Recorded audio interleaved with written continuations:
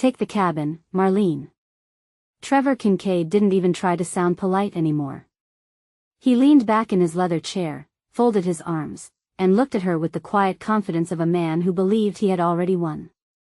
It's perfect for you, he said with a faint smile. An old pile of junk, for a woman who has nothing left. The words settled over the conference room like cold rain. The divorce attorney lowered her eyes. She didn't interrupt.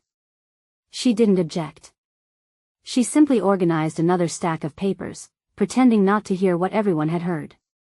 Marlene Whitaker looked down at the settlement agreement without saying a word. 16 years of marriage had been reduced to a faded pickup truck, $1,200 in a checking account, a few cardboard boxes, and an abandoned cabin hidden deep in the Appalachian Mountains of West Virginia.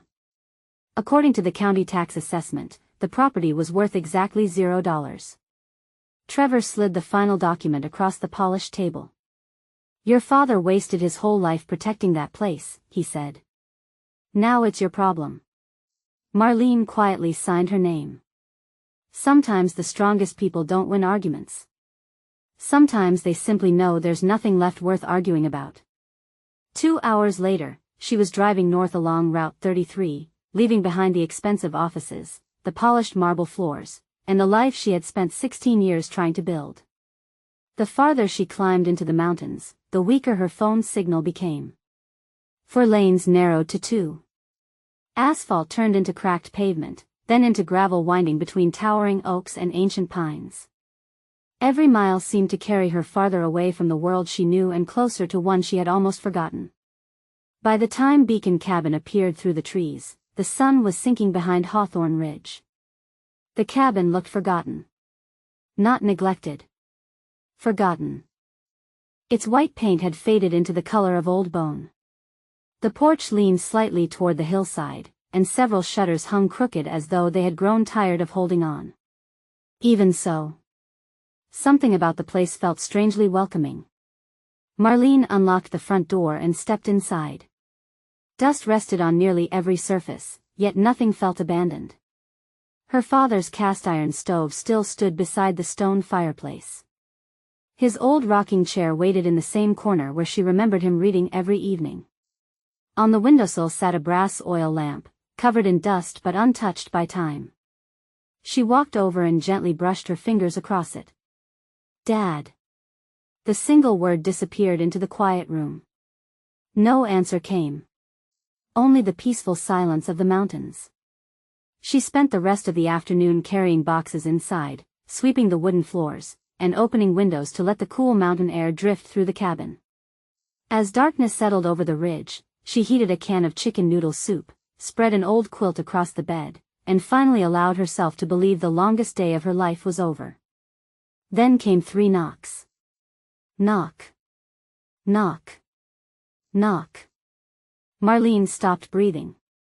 There wasn't another house within 5 miles. Nobody should have known she was there.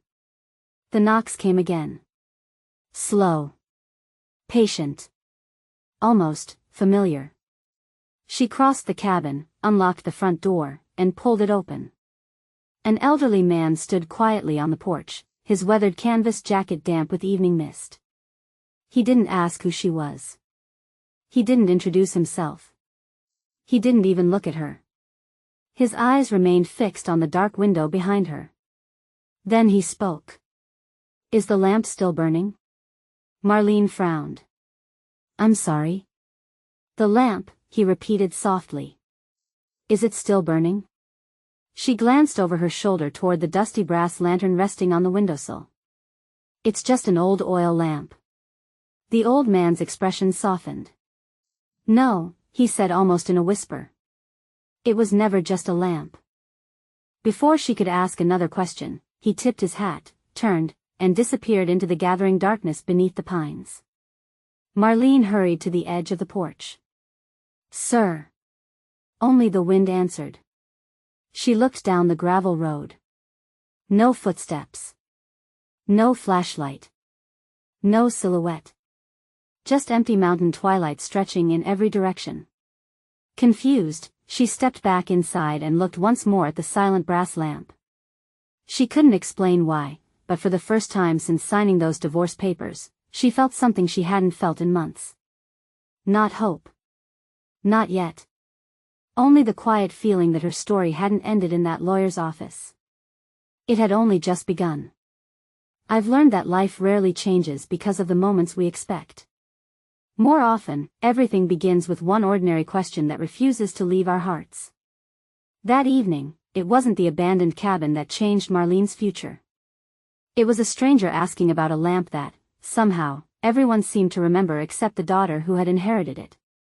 Marlene stood beside the window long after the old man had vanished into the darkness.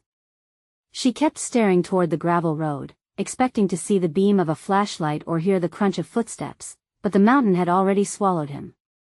The only sound was the wind moving gently through the pine trees. She slowly closed the front door and turned back toward the brass lamp. It was never just a lamp. His words refused to leave her mind. She picked up the lantern with both hands. Dust covered the glass, but beneath the dirt, the brass still carried a quiet glow, as though someone had polished it years ago and simply waited for the right person to notice. Almost without thinking, she searched the kitchen drawers until she found an old dish towel. One careful wipe. Then another. The years of dust slowly disappeared. The brass beneath was beautiful. Not expensive. Not decorative. Loved. Marlene unscrewed the small cap on top. There was oil inside. Not much. Just enough.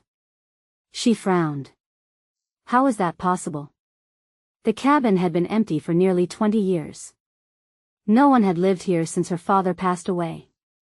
Yet somehow the lamp was still ready to burn. She struck a match. For one brief second, nothing happened. Then the wick caught. A soft golden flame appeared. The room changed immediately. Not dramatically. Not magically. Simply, warmly. The corners of the cabin no longer seemed lonely. The old rocking chair beside the fireplace no longer looked abandoned. Even the wooden walls seemed to soften beneath the gentle light. Marlene smiled before she realized she was smiling. She carried the lamp back to the windowsill exactly where her father had always kept it. Outside, darkness settled across Hawthorne Ridge. Inside, one small light quietly greeted the night. The next morning, she woke earlier than expected. Sunlight poured through the kitchen window, and for the first time in months, she had slept without replaying the divorce in her mind. She stepped onto the porch with a cup of coffee and looked across the valley. Then she noticed someone walking up the road.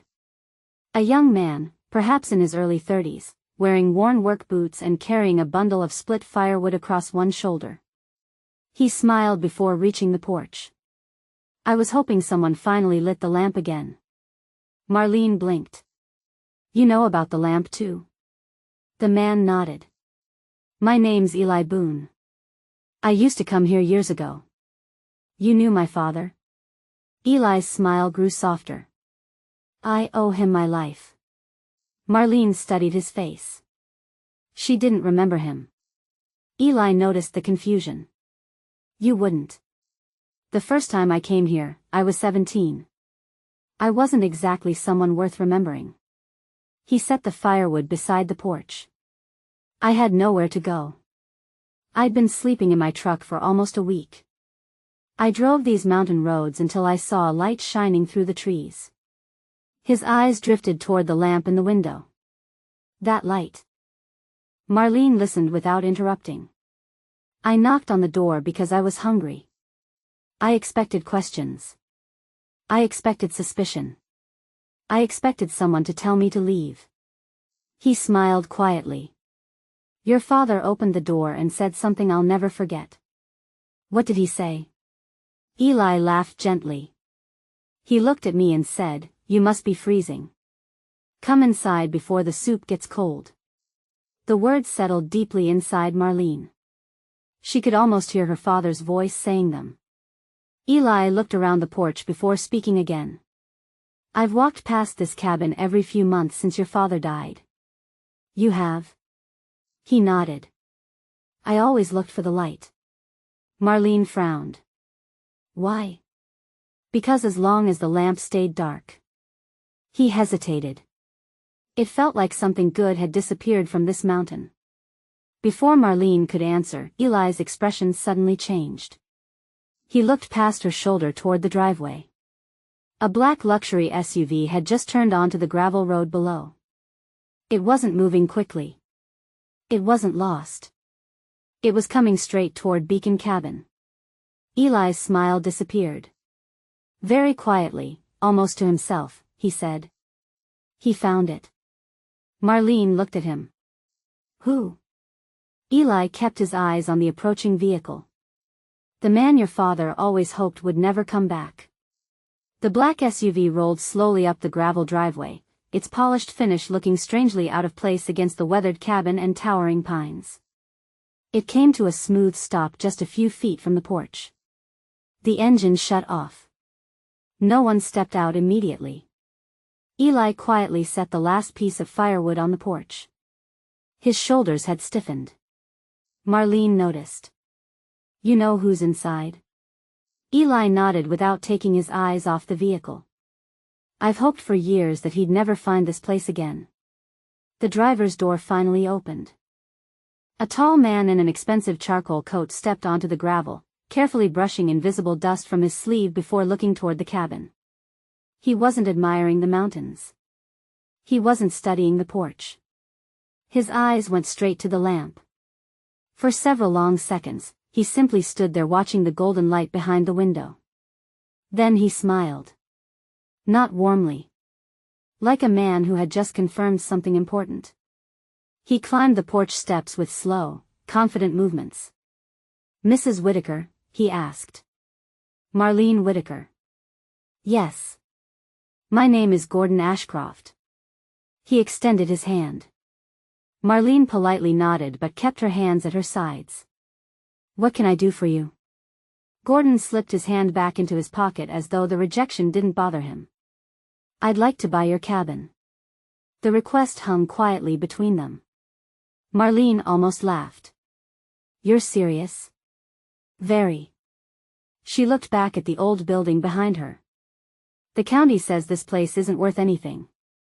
The county isn't always right. His answer came too quickly. Eli finally spoke. You drove nearly 3 hours for property that's supposedly worthless? Gordon turned toward him. Recognition flashed across his face. Eli Boone. It's been a long time. It has. I didn't expect to find you here. I could say the same. The two men held each other's gaze for several uncomfortable seconds. Neither smiled. Neither looked surprised. Marlene felt as though she had just walked into the middle of a conversation that had started years before she arrived. Gordon reached inside his leather portfolio and removed a prepared contract. I don't like wasting people's time. He wrote a number at the bottom of the page. $50,000. He handed it to Marlene. I can transfer the money today. She stared at the offer. $50,000? For a property worth zero? Gordon smiled politely. I believe it's a fair price. Marlene slowly folded the contract without signing it. I don't. For the first time, Gordon's smile faded slightly. May I ask why? Because nobody offers $50,000 for something they believe is worthless. Silence. Only the wind moved through the trees. Then Gordon smiled again. A different smile this time. Smaller. More careful. You're smarter than I expected. Before Marlene could answer, Eli stepped closer. What do you really want? Gordon looked past both of them toward the glowing lamp. I want exactly what your father left behind. The sentence landed like a stone. Marlene frowned. My father didn't leave anything except this cabin. Gordon looked at her for a long moment.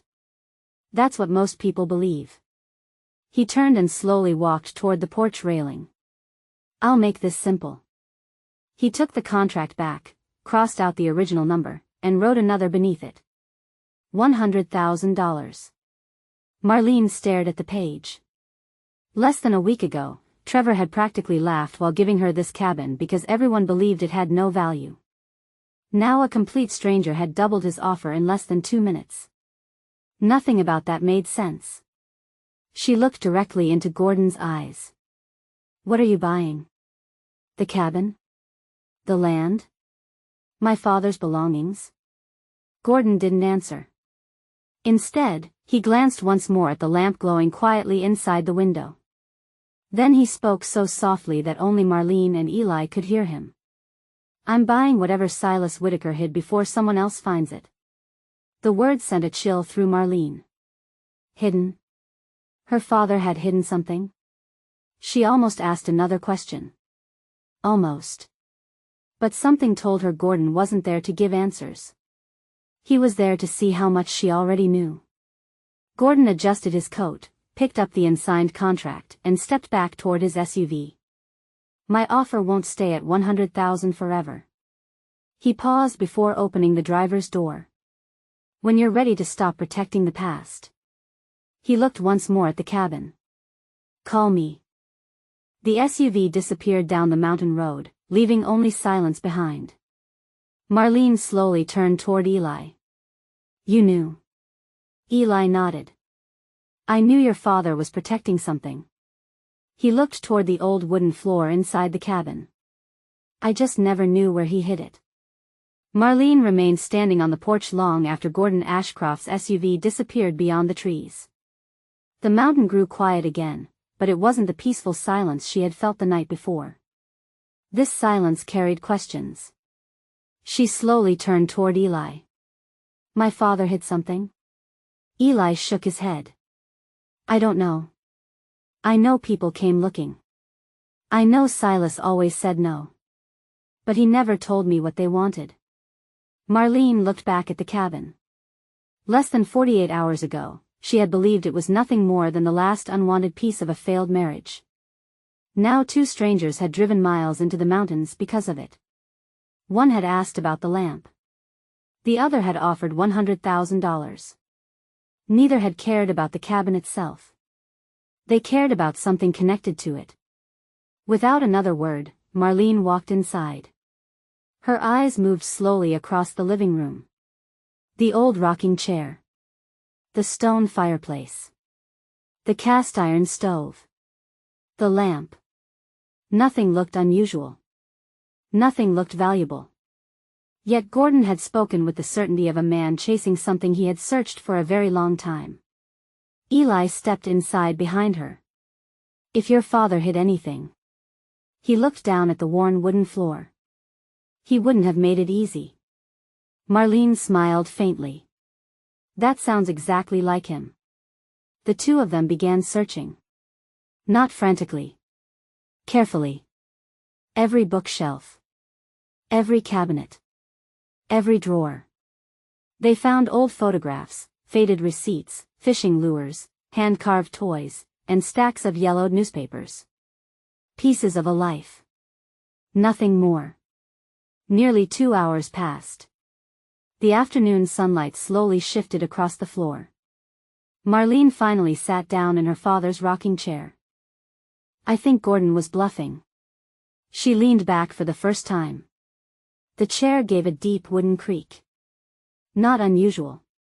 Just different. She froze. Did you hear that? Eli looked over. The chair?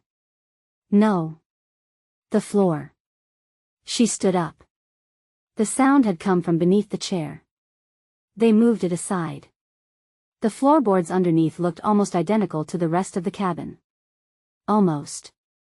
One plank carried tiny scratch marks around its edges. Not fresh. Old. Very old. Eli knelt beside it. Someone lifted this before. Marlene hurried to the tool bench near the back door and found an old flat pry bar. She slid the metal edge beneath the board. It didn't move. She tried again. Nothing. Eli reached over. Let me. With one steady pull. The board lifted. A breath of cool air drifted upward from the darkness below. Both of them stared. There was a hidden compartment beneath the floor. Not large. Just deep enough to protect something important.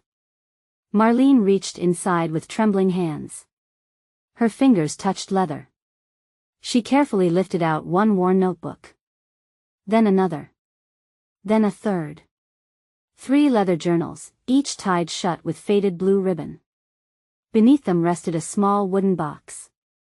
No gold. No cash. No jewelry. Only papers. Marlene looked confused. This is what Gordon wants.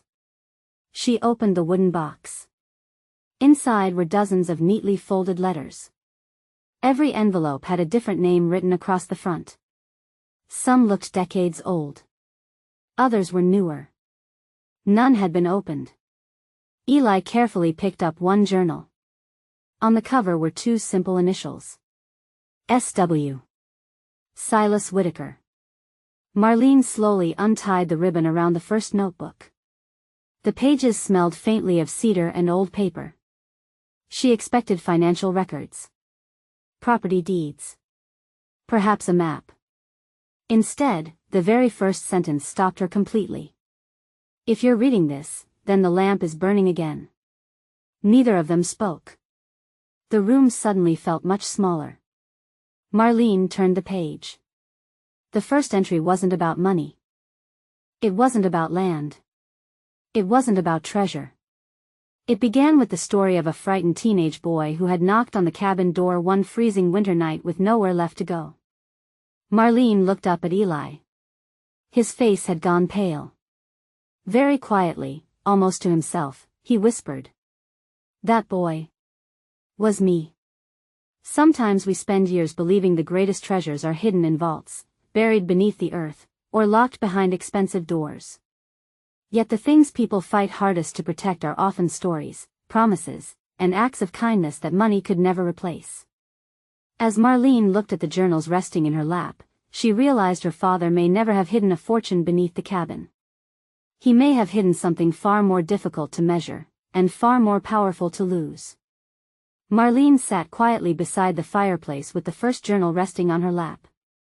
The cabin had grown completely still again.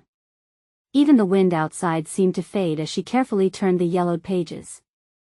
Eli remained standing nearby, almost afraid to interrupt whatever memories were waiting inside his mentor's handwriting. The first entry wasn't long. Winter, 1998. A teenage boy knocked on my door just after midnight. He hadn't eaten in 2 days. He apologized 3 times before asking if he could warm his hands by the fire. People who apologize for being hungry usually believe they've been unwanted for a very long time. So I handed him a bowl of soup before asking him a single question. What was your name? Marlene slowly looked up. Eli. He nodded quietly. Keep reading. She continued. His name was Eli Boone. He tried very hard not to cry while eating. He thought accepting kindness meant he owed me something in return. Before he left the next morning, I told him the same thing I hope someone tells my daughter if she ever feels alone. This door isn't open because you've earned it. It's open because everyone deserves one place where they don't have to. Eli lowered his head. I've never forgotten those words. They kept me alive. Marlene closed the journal for a moment. My father never told me any of this. He never told anyone. Eli smiled gently. That's because he wasn't collecting gratitude. He was simply living the life he believed people should live. Marlene opened the second journal. Every page told another story. A widow whose furnace stopped working during the coldest week of winter. A veteran who had driven into the mountains believing no one would notice if he disappeared. A young couple escaping an abusive home with nothing except the clothes they were wearing. Every story ended the same way. The lamp stays lit. The door's not locked. Marlene slowly ran her fingers across those familiar words. They weren't just his motto. No. Eli smiled. They were his promise. Suddenly another sound broke the silence. A vehicle. Not 1. 2. Marlene immediately closed the journal. She looked through the front window. 2 pickup trucks had stopped near the bottom of the driveway. Neither truck belonged to Gordon. 3 older men climbed out, speaking quietly among themselves as they looked toward the cabin. One pointed directly at the lamp. Another removed his hat. None of them came closer. "They've seen it," Eli whispered. "Seen what?" "The light." The oldest man slowly walked toward the porch alone. He looked to be nearly 80. His hands trembled slightly as he climbed the wooden steps. When Marlene opened the door, tears were already filling his eyes. "I wasn't sure," he said softly. "I kept driving past every few months. I always hoped." His voice caught before he could finish. He looked past Marlene toward the glowing lamp. "It's burning again." Marlene nodded. "Yes." The old man smiled through his tears. "I thought I'd never see that light again." He reached into his coat pocket and carefully unfolded a faded photograph. It showed nearly 20 people standing outside Beacon Cabin many years earlier. Her father stood in the middle. Much younger. Smiling. Beside him stood people of every age. Some wore work clothes. Some wore military jackets. Some held small children. On the back of the photograph, someone had written 5 simple words. "The family we found here." The old man handed the picture to Marlene. "Your father never built a fortune. He built people." As Marlene stared at the faces in the photograph, she finally understood why Gordon Ashcroft had been so determined to buy a cabin everyone else believed was worthless. Whatever Silas Whitaker had protected wasn't buried beneath the floor. It was still alive. And somehow, it had begun finding its way home. The 3 elderly men stayed only long enough to share a cup of coffee before quietly driving back down the mountain. None of them asked to see the journals. None of them asked about Gordon Ashcroft. Before leaving, each one paused beside the lamp, touched the old wooden window frame with gentle respect, and smiled as though greeting an old friend. When the last truck disappeared beyond the trees, Marlene turned toward Eli. "They all knew." Eli nodded. "They weren't the only ones." "How many people came here?" He looked around the cabin before answering. "I honestly don't know. Hundreds, maybe. Over 30 years. Marlene glanced at the stack of journals. "And my father never told me. He didn't help people to be remembered. He helped them so they could keep living." The sentence lingered between them. Marlene picked up another letter from the wooden box.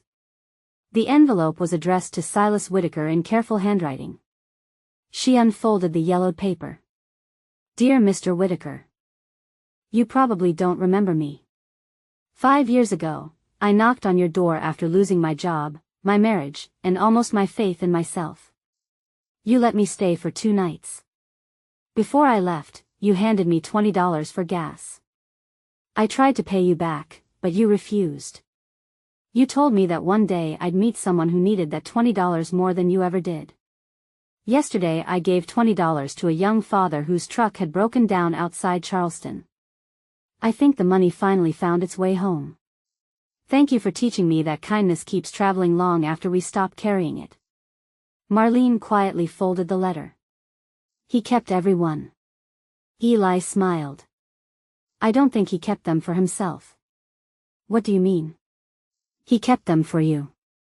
Before Marlene could answer, another sound echoed from outside. Not an engine. Footsteps. Fast. Purposeful. Someone was climbing the porch. The front door swung open before either of them reached it. A woman in her late 60s stood there, breathing hard after the steep walk up the mountain. She carried a leather briefcase tucked tightly beneath one arm. Her sharp blue eyes immediately found Marlene. "You must be Silas's daughter." "I am." The woman extended her hand. "My name is Judith Caldwell. I was your father's attorney." Marlene blinked in surprise. "My father's attorney?" Judith smiled. For almost 25 years. She stepped inside, then paused as soon as she noticed the journals lying open on the table. So. Her smile grew softer. You finally found them.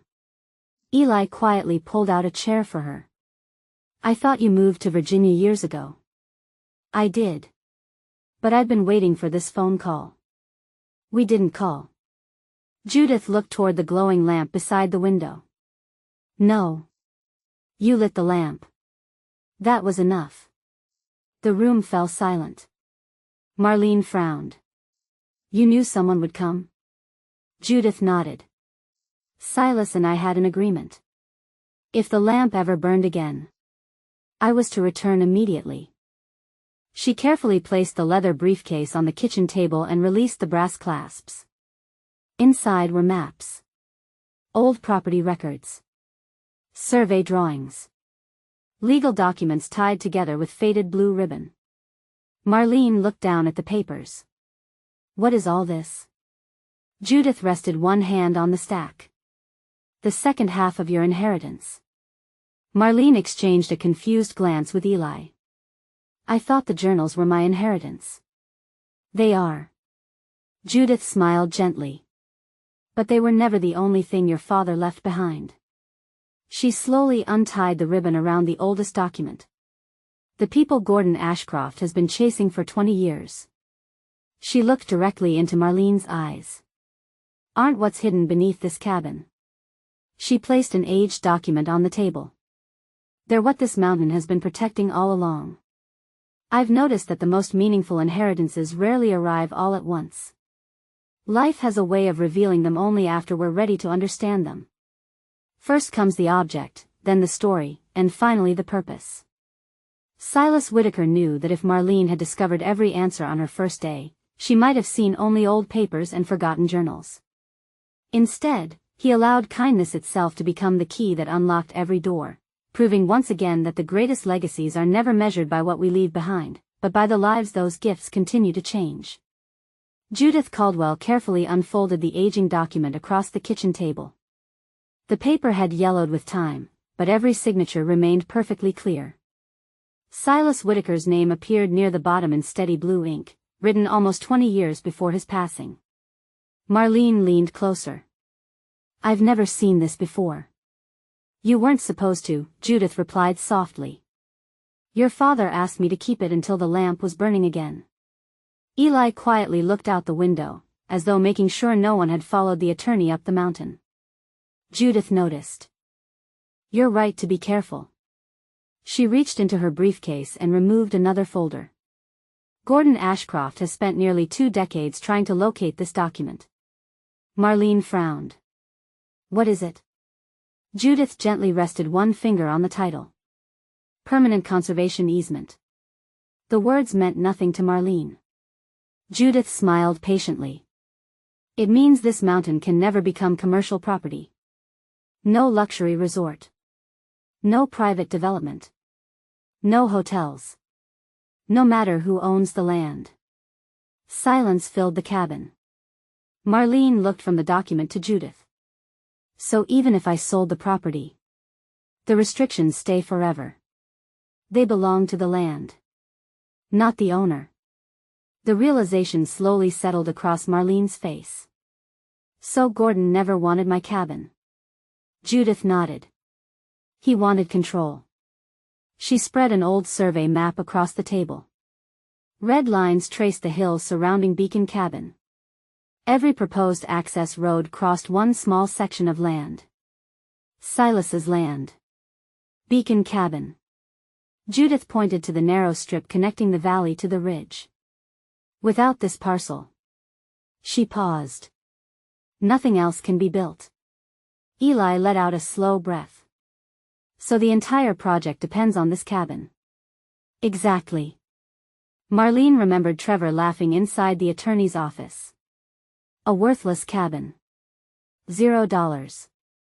Not worth the gasoline. Now the pieces were beginning to fit together. Gordon hadn't offered $50,000 because he was generous. He hadn't offered $100,000 because he liked old cabins. He had offered that money because someone had already told him no once before. Judith carefully folded the survey map. Silas met Gordon almost 19 years ago. Marlene looked up. They knew each other? Only briefly.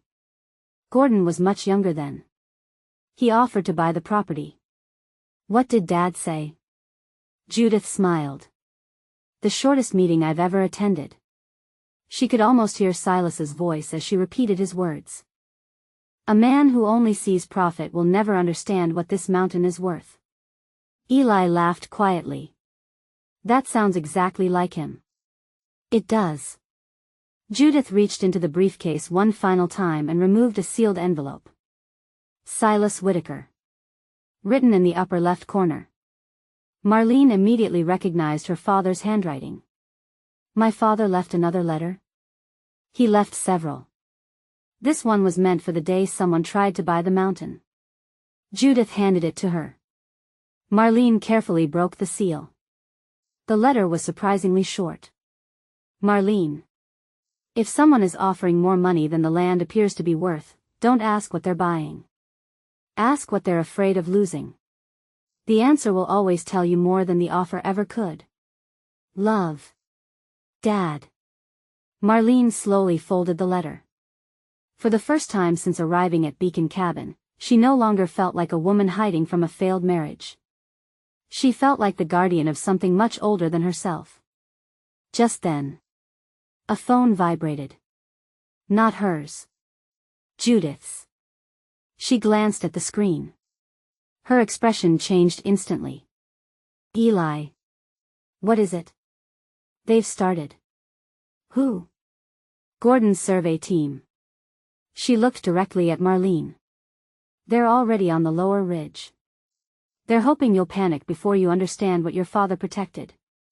Outside, beyond the cabin windows, the evening breeze gently stirred the trees, and the small oil lamp continued burning beside the glass exactly as it had every night in Silas Whitaker's memory.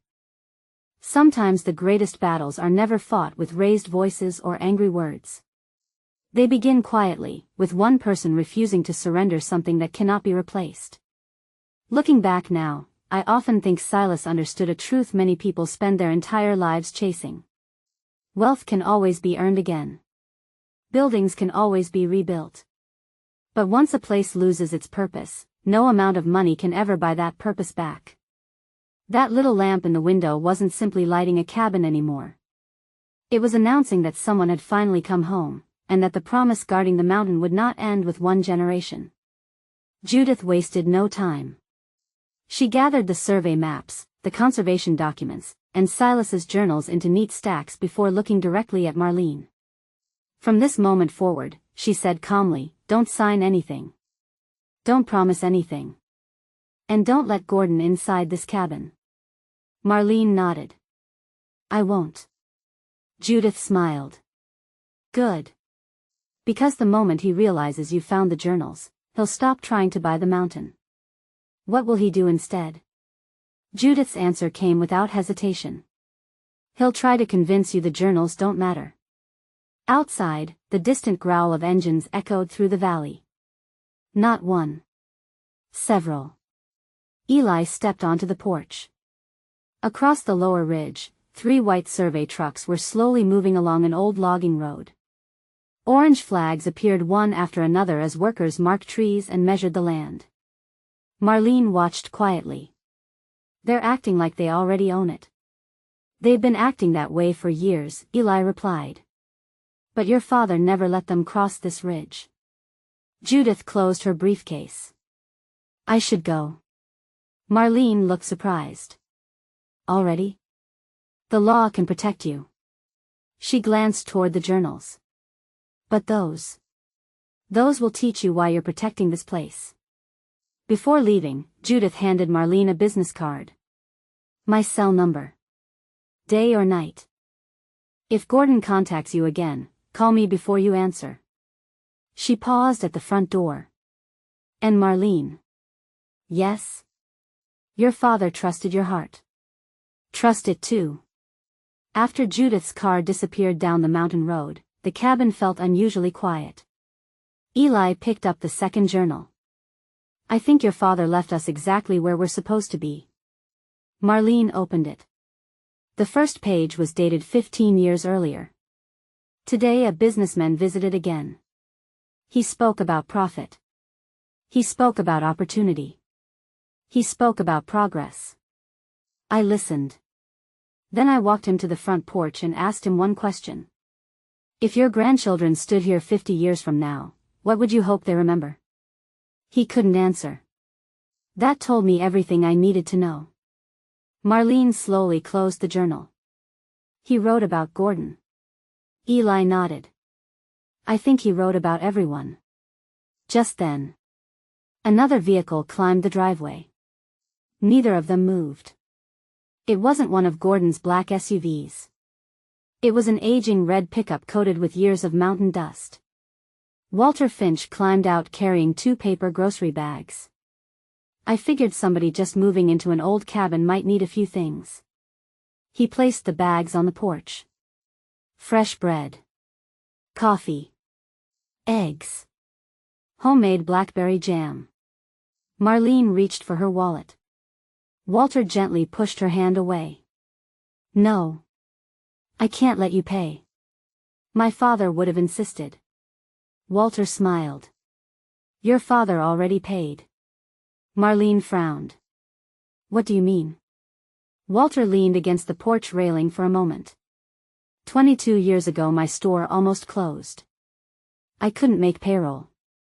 I was too embarrassed to ask anyone for help.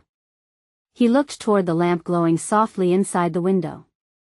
One evening your dad walked into my store, bought a single box of nails, and left an envelope on the counter.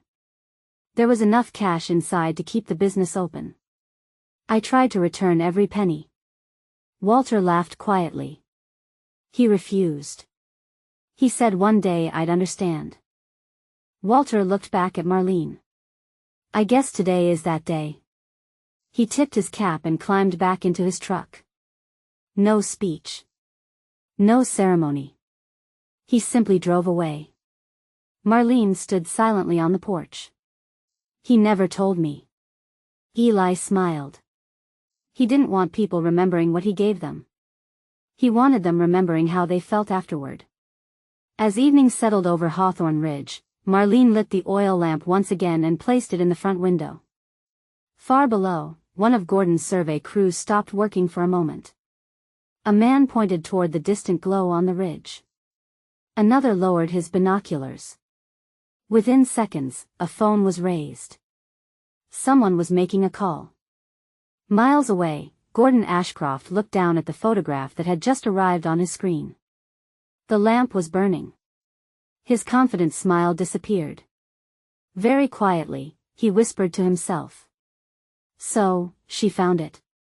The next morning arrived with an unusual stillness, the kind that often settled over the mountains just before something changed. Marlene stepped onto the porch carrying a steaming mug of coffee. From the ridge above Beacon Cabin, she could see the valley stretching for miles beneath a blanket of morning mist. Then she noticed something different. The survey crews weren't moving. The white trucks remained parked along the lower ridge, but nobody was measuring trees anymore. Instead, several men stood together looking toward the cabin. Toward the lamp. Eli joined her on the porch. They're waiting. For what? For Gordon. As if answering the question, the familiar black SUV climbed the gravel road once again. This time Gordon Ashcroft wasn't alone. Another SUV followed behind him. Then a third. The vehicles stopped in front of the cabin, and Gordon stepped out carrying no contracts, no portfolio, and no practiced smile. He looked directly at Marlene. I believe you found something. Marlene calmly folded her arms. I've found a lot of things. I wasn't referring to the journals. The sentence caught her attention. You know about the journals? Gordon gave a faint smile. I know about almost everything your father left behind. Then why were you trying to buy the cabin instead of asking about them? For the first time since they had met, Gordon hesitated. Only for a second. Because your father never sold anything that truly mattered. Silence settled between them. Eli stepped forward. So you tried to buy his daughter instead? Gordon ignored the remark. My offer is now $500,000. The number hung in the crisp mountain air. $500,000.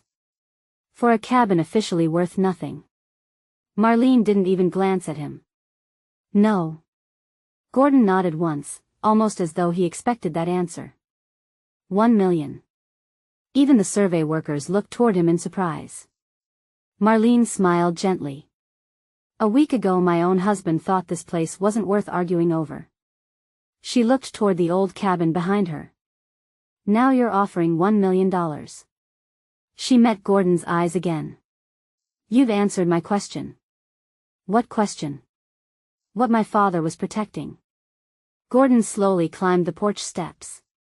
His voice remained calm, but the confidence he carried during his first visit had begun to fade. Mrs. Whitaker, sometimes people protect things without understanding their true value. Marlene shook her head. No. My father understood exactly what this place was worth. You didn't. Gordon's expression hardened. You have no idea what's at stake. No, Marlene answered quietly. I think you do. Before Gordon could respond, another vehicle turned onto the driveway.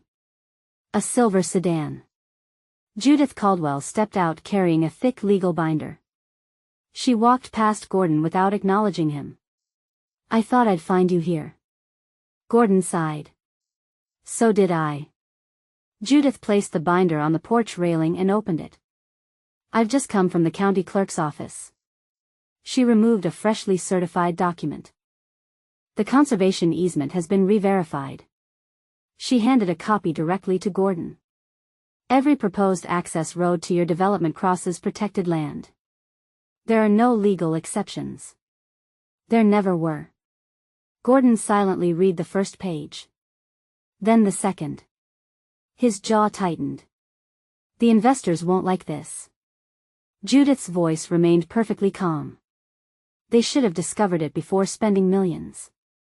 The survey crews below had stopped pretending to work. Every one of them was watching the porch. Gordon slowly closed the binder and looked once more toward the glowing lamp inside the front window. For the first time, there was no confidence left in his face. Only disappointment. Almost regret. Very quietly he asked.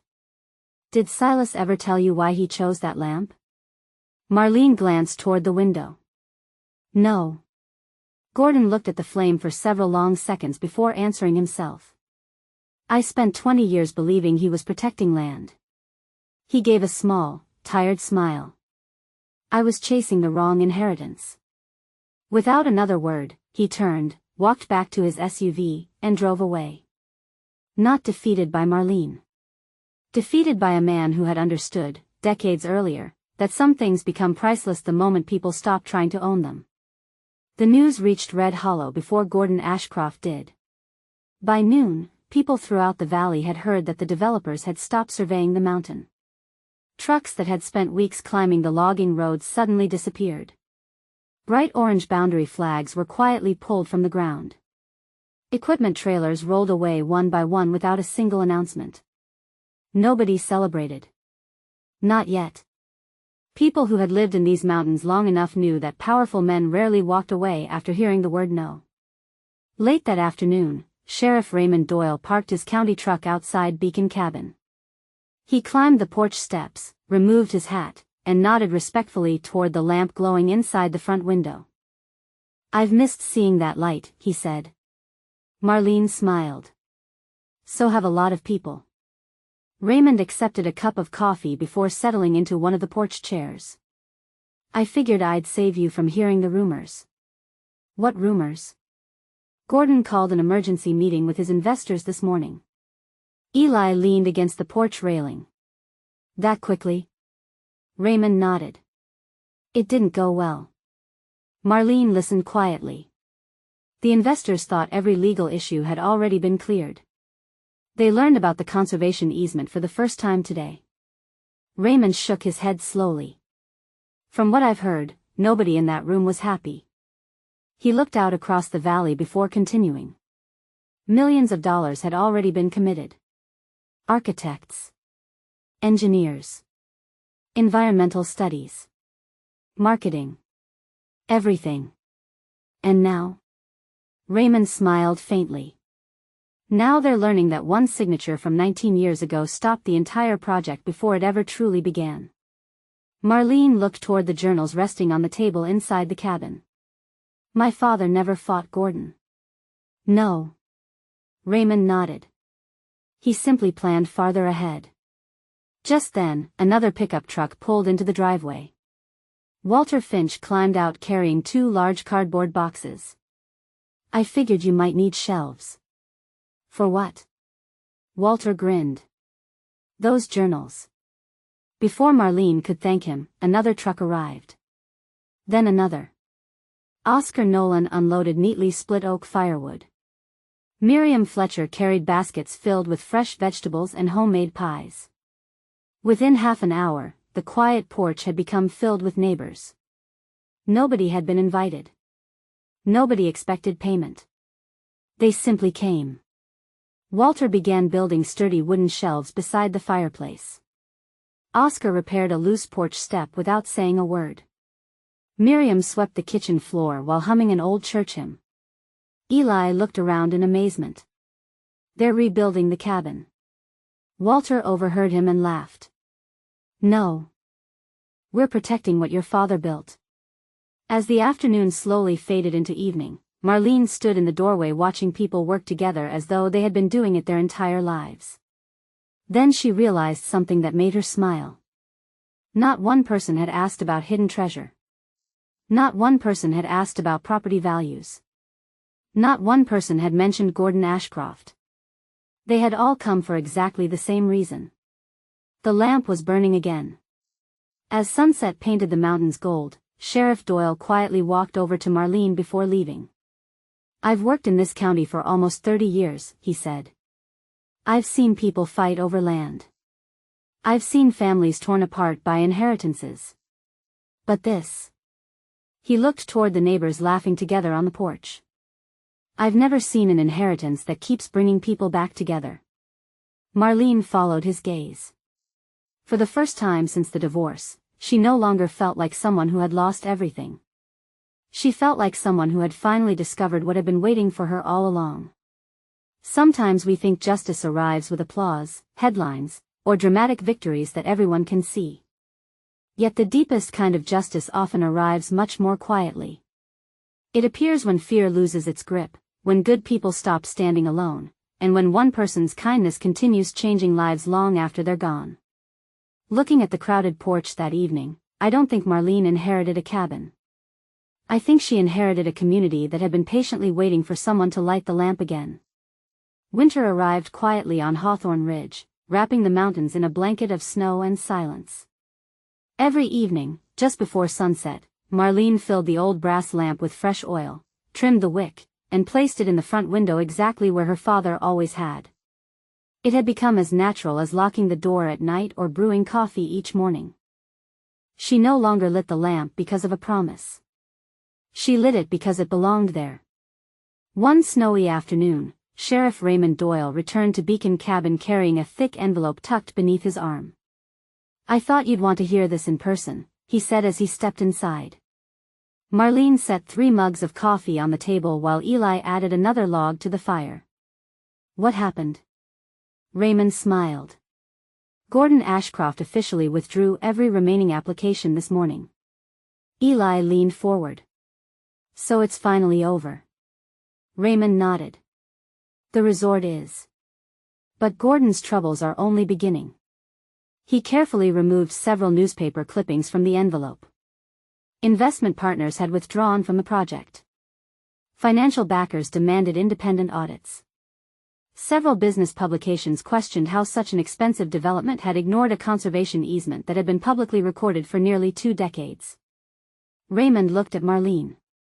The investors weren't angry because they lost the mountain. They were angry because someone stopped asking questions. Marlene quietly folded the articles. She didn't feel victorious. She simply felt grateful. Grateful that her father had seen farther into the future than anyone else. Later that evening, after Raymond left, Eli carefully opened the final leather journal. Unlike the others, this one began differently. There was no date. No story. Only a single sentence. For my daughter, whenever she finally comes home. Marlene felt her throat tighten. She slowly turned the page. My dearest Marlene. If you're reading these words, then you've already learned the truth. The cabin was never your inheritance. The journals weren't your inheritance. Not even this mountain belongs to us. Everything we ever receive is only ours long enough to decide whether we'll protect it or consume it. She paused for a moment before continuing. If people remember me because I helped them, then I've failed. I hope they remember the kindness instead. Because people leave. Kindness shouldn't. A tear quietly rolled down Marlene's cheek. She could almost hear her father's calm voice speaking each sentence beside the fireplace. She kept reading. One day someone will knock on this door after the sun goes down. They'll probably apologize before asking for help. Let them finish speaking. Then invite them inside before the soup gets cold. That simple sentence broke something open inside her. She smiled through her tears. Dad. Eli gently rested a hand on her shoulder. He knew. He knew you'd come back. Marlene nodded. No. He believed I would. She turned to the final page. There, beneath everything else, Silas had written only one last thought. A lamp doesn't chase people through the darkness. It simply stays lit until someone finds their way home. Neither Marlene nor Eli spoke for several minutes. The fire crackled softly. Snow drifted past the windows. The lamp continued glowing against the winter night. At that moment, Marlene understood something she had missed ever since arriving at Beacon Cabin. Her father had never been waiting for Gordon Ashcroft. He had never been waiting for another legal battle. He had been waiting for the day someone would choose to continue what he started. And that someone had finally arrived. Sometimes the most extraordinary endings don't arrive with applause or celebration. They arrive in the quiet moment when we realize our greatest purpose was never to inherit someone's possessions, but to continue their compassion. Looking back now, I think Silas Whitaker understood something beautifully simple. A house becomes a home because people live inside it. But a legacy survives only when someone else decides to keep the light burning. And on that peaceful winter evening, Marlene no longer felt like the daughter of a remarkable man. She had become the next keeper of the lamp. Several years passed, and Beacon Cabin quietly became one of those places people rarely talked about in public but somehow always knew how to find when life became too heavy to carry alone. There was still no sign at the end of the gravel road. There was no advertisement, no website, and no phone number posted anywhere. There was only one simple promise that never changed. Every evening before sunset, Marlene filled the old brass lamp with fresh oil, trimmed the wick, and placed it in the front window. Then she unlocked the front door. Some nights, no one came. Other nights, there was a gentle knock just after dark. A truck driver stranded during a snowstorm. An elderly widow whose furnace had stopped working. A young couple whose car had broken down on the mountain road. A teenager trying to outrun mistakes that felt much bigger than he was. Marlene never asked for explanations before offering a warm meal. She had learned from her father that hungry people should eat before they tell their stories. Eli never left the mountain. What had begun as gratitude slowly became family. Together they repaired the old barn, rebuilt the porch, planted a larger vegetable garden, and stacked enough firewood each fall to make sure no visitor would ever spend a cold night worrying about the weather. The people of Red Hollow quietly became part of the tradition. Walter Finch still arrived every few weeks with flour and fresh coffee. Miriam Fletcher continued baking bread every Sunday afternoon, always insisting she had made too much. Oscar Nolan still left neatly split oak beside the woodshed before sunrise without waiting for anyone to thank him. Nobody called it charity.